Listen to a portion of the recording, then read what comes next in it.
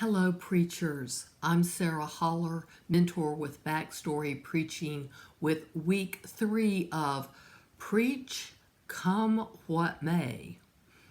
In our first week, we considered who is it that we bring into the pulpit. Are we, by nature and inclination, more likely to be a pastor or a prophet?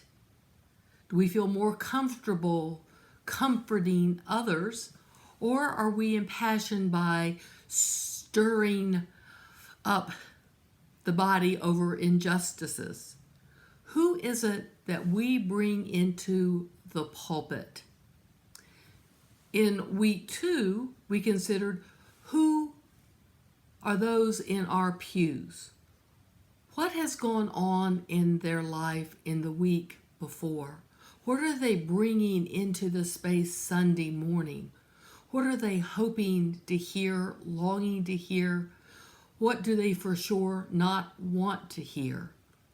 How will our words on challenging biblical text or controversial issues in our common life reside and resonate within them? This week, I ask us to consider what is our motivation as we open up these challenging texts. What outcome do we expect when we explicate the difficult, hard, controversial things in our common life? So, from my personal experience, I have preached a sermon on a police shooting in our community, on racial unrest after Ferguson, the mass shooting at a mosque in New Zealand, and the separation of children from their parents on our southern border. Three of those sermons, I believe, were three of my most effective, and one was not. And the reason I believe the one was not effective is because I was not clear in my own heart and mind about the invitation to transformation. I was not effective in giving God the verb. So in this situation, there was a police shooting of a black man in the community of Charlotte. And as a result of this shooting, the African American community engaged in protests in our cities.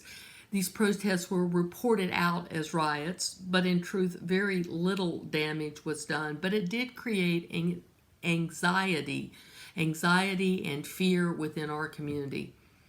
And folk had a hard time understanding where this anger was coming from and why it took on some elements of vandalism, some small destruction of property. And people were fearful about this. And during that week, I was thinking about, why is this hard to understand?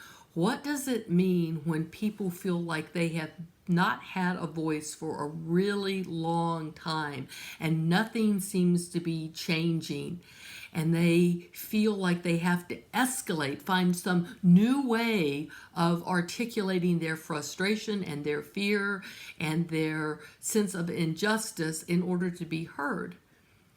And that week I wrote a parable, and I felt really, really good about this parable. It was an effective latch, I thought. I thought it got at the heart of what it feels like when one is in a system that is not equitable and where one's voice is being ignored over time, and there seems to be no progress and no real empathy. And I came to church that Sunday morning and delivered this sermon in 2 services. And at the end, there was no reaction. And I was really confused. because I thought it had been quite effective. And I wondered and reflected about the sermon afterward. And this is when I came to the conclusion that I went into that pulpit with a motivation of my own and an agenda of my own. And I had not made it really clear in my own mind what is the invitation to transformation I want to offer, I want to invite.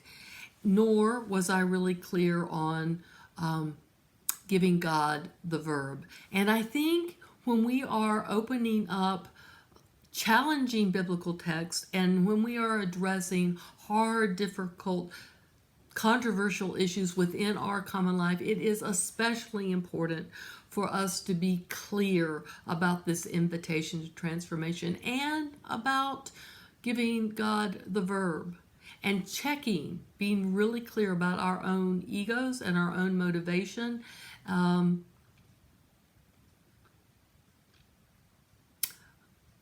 Yes.